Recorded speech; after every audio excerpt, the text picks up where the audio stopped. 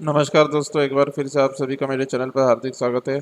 और हम शुरू कर रहे हैं अपना आठवां लेक्चर, जिसमें मैं आपको रिवाइज करा रहा हूँ। तो हार्मोनिक वेव्स मतलब वो होती है जिनका साइन या कोसाइन में हम रिप्रेजेंट कर सकते हैं। क्लासिकल फिजिक्स के जो फेलियर्स है वो कुछ इस तरीके से है कि ब्लैक बॉडी रेडिएशन को जो है एक्सप्लेन नहीं कर पा रहा है।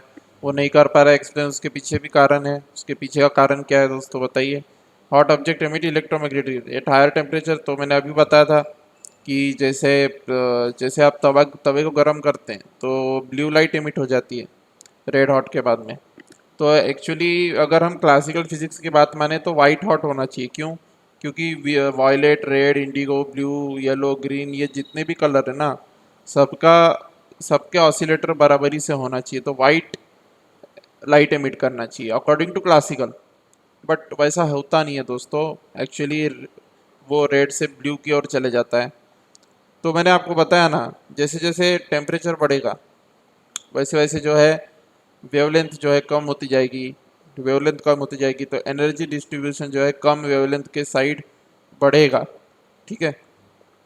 जैसे कि आप इस ग्राफ में देख भी सकते हैं कि एनर्जी डिस्ट्रीब्यूशन जो है, रो मतलब क्या है, देखिए आप। रो मतलब क्या है?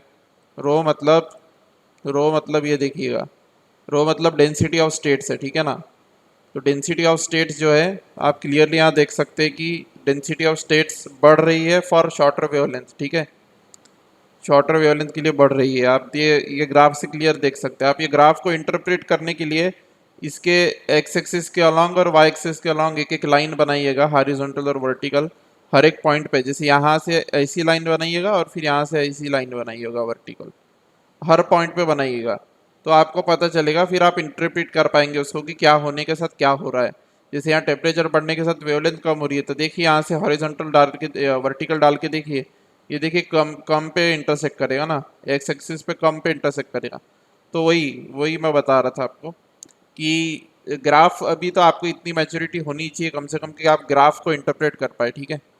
तो आप क्लियरली यहाँ देख सकते हैं कि शॉर्टर वेव ब्लू लाइट जो है वो जो है जनरेट हो जाता है जैसे ही टेम्परेचर को हम बढ़ाते हैं। ठीक है।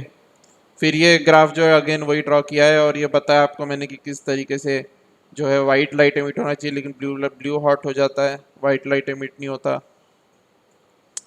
Empty container with pin hole at constant temperature जो है ब्लैक बॉडी का अप्रोक्सीमेशन है। ये भी आपको बताया था। ब्लैक बॉडी रेडिएशन का एक्सप्लेनेशन क्या है? बियॉन्ड है कैपेसिटी क्लासिकल फिजिक्स के लॉर्ड रेलिग ने जो है ब्लैक बॉडी रेडिएशन को क्लासिकल व्यू पॉइंट से बताने की कोशिश की थी, लेकिन वो भी फेल हो गए, आपको बताया था मैंने। ठीक है ना। तो वो कैसे फेल हुए थे कि उन्होंने ये वाली इक्वेशन दे दी थी, rho is equal to 8 pi KT upon lambda to the power 4। जबकि ये इक्वेशन दिया उन्होंने तो इसमें और भी कुछ टर्म्स होनी चाहिए थी, वो टर्म्स नहीं थी। वो टर्म्स इसलिए नहीं थी क्योंकि इन्होंने क्वांटाइजेशन ऑफ एनर्जी को कंसिडर नहीं किया। और उन्होंने क्वांटाइजेशन ऑफ एनर्जी इसलिए कंसिडर नहीं किया क्योंकि वो क्लासिकल व्यू पॉइंट लेके चल रहे थे कि सारे फ्रीक्वेंसी का ऑसिलेटर अवेलेबल है। ये अजम्पशन वो लेके चल रहे थे। ठीक है। तो मैं यहाँ पे ब्रीफली ही डिस्कस करूँगा ये सब चीज़ों को, क्योंकि मैं ऑलरेडी ये सब चीज़ डिस्कस कर चुका हूँ इसके पहले वाले लेक्चर्स में डिटेल में। तो आप ये देख सकते हैं। और ये देखिए दोस्तों, eta is equal to integration over V D eta is equal to integration lambda is equal to 0 to infinite.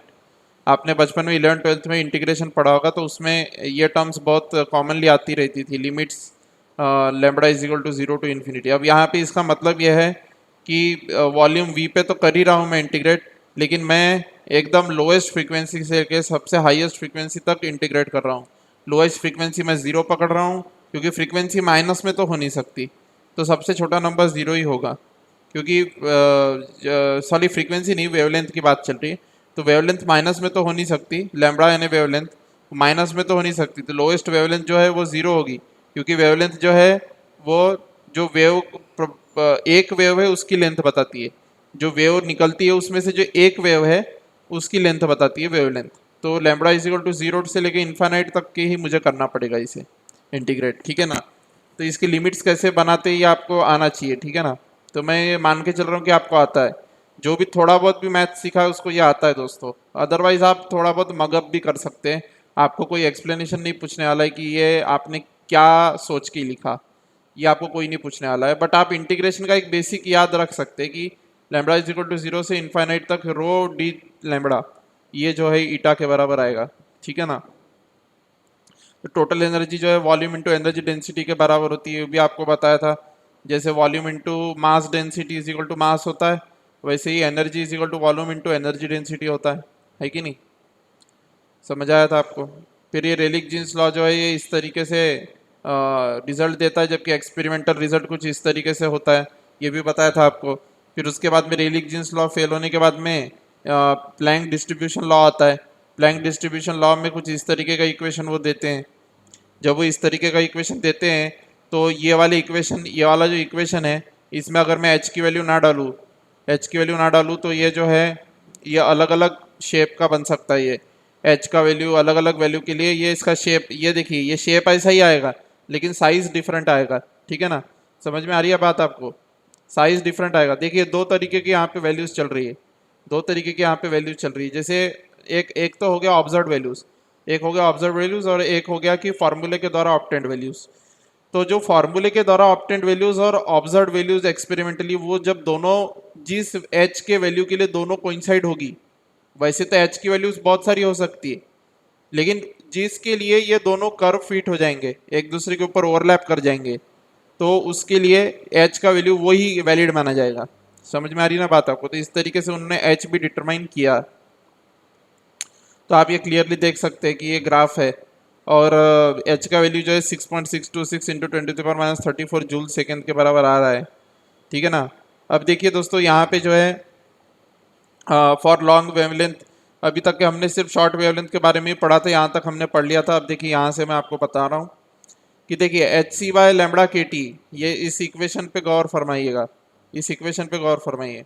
तो एच सी बाय लैम्बडा के टी जो है, एच सी बाय लैम्बडा के टी का वैल्यू क्या है, ये वेरी वेरी ग्रेटर देन 1 अगर हो जाता है। ये वेरी वेरी ग्रेटर देन 1 क्यों होगा, अगर कोई कोई वेवलेंथ बहुत ज़्यादा शॉर्ट है, शॉर्ट वेवलेंथ बोला है ना, शॉर्ट वेवलेंथ मतलब ये जो लैम्बडा है इसका वैल्यू कितना हो जाएगा 0.00000 में, ठीक है। तो आप सभी जानते हैं कि 0.000 में जब डिनोमिनेटर होता है तो फ्रैक्शन का वैल्यू बहुत बड़ा आता है, तो ये 1 से बहुत बड़ा आएगा।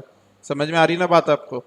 तो इसका जो एक्सपांशन है वो मैं लिख देता हूँ। देखिए इसका expansion e to the power x का एक्सपांशन आपको पता होगा, e to the power x का एक्सपांशन होता है 1 + x स्क्वायर, इस तरीके से है ना। e to the power x का ये पूरी जगह के, ये x की जगह पे ये पूरी चीज रखी है। एच सी वाई लैम्बडा के टी किसके जगह पे रखा है, x की जगह पे।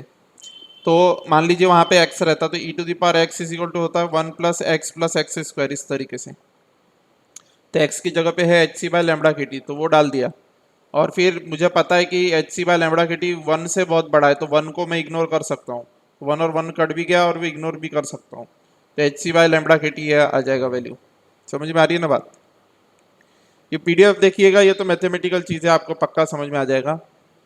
और तो प्लैंक का अप्रोच क्यों सक्सेसफुल था और रेलिक का क्यों नहीं था, ये मैं आपको ऑलरेडी बता चुका हूँ। तो जो थर्मल मोशन है एटम्स का walls of the black body के, वो एक्साइट करता है ऑसिलेटर ऑफ इलेक्ट्रोमैग्नेटिक फील्ड, ठीक है ना। क्लासिकल मैकेनिक्स कहता है कि all oscillator of the field share equally in energy supplied by the walls, ठीक है। तो जो वॉल्स है ब्लैक बॉडी की, वो सारे के सारे ऑसिलेटर ऑफ उस फील्ड के इक्वली शेयर करते हैं, मैंने बताया था। तो even the highest frequency are excited according to it.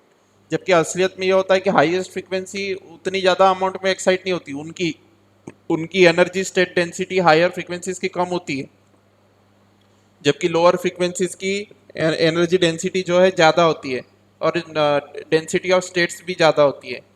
समझ में आ रही है ना बात आपको। तो लोअर एनर्जी ही एक्साइट होती है, लेकिन यहाँ पे सब गड़बड़ घोटाला हो गया था उस वजह से। तो ये जो यहाँ पे लिखा है ये सारा मैं एक्सप्लेन कर चुका हूँ आपको। अगले वीडियो लेक्चर में मैं हीट कैपेसिटी से शुरू करने वाला हूँ दोस्तों, ठीक है ना। मैं हीट कैपेसिटीज से शुरू करूँगा, फिर हीट कैपेसिटीज़ में हम आगे बढ़ेंगे, तो चिंता की कोई बात नहीं है। ये वीडियो को इधर तक ही ख़त्म करते। Thank you very much. Like subscribe और शेयर करते रहे। Thank you.